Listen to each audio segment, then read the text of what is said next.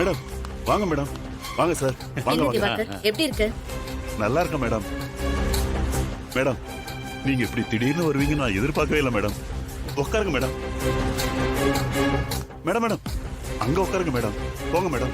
ம் உட்காருங்க. ஆ. உட்காருங்க மேடம். உட்காரு ஆ, திவாகர். இருக்கட்டும் இருக்கட்டும், பரவாயில்ல மேடம்.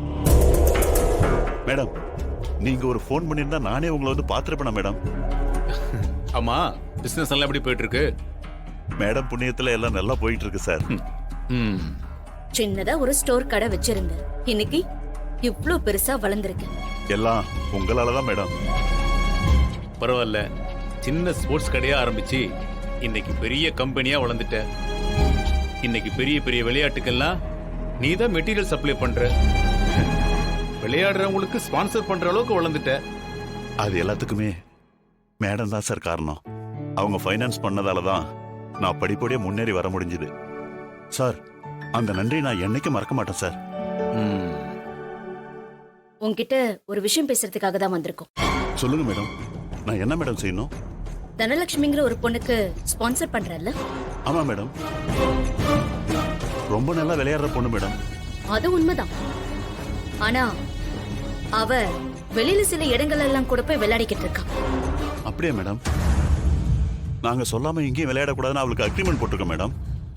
அதெல்லாம் அந்த பொண்ணு மதிக்கிற மாதிரியே இல்ல. ம். இங்க பாரு, அதுல அவ 1,00,000 ரூபாய் ஜெயிச்சிருக்கா. என்ன இந்த பொண்ணு இப்படி பண்ணிருக்கா? ம்.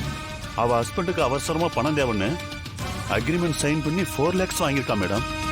என்கிட்ட கூட சொல்லாம வேற இடத்துல விளையாடி இருக்கா மேடம்.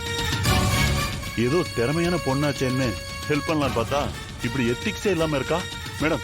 இப்பவே நான் ஸ்பான்சர்ஷிப்பை கேன்சல் பண்ணிடுறேன் மேடம். ஆ வேண்டாம் திவாகர், அப்படி எதுவும் பண்ணிடாது.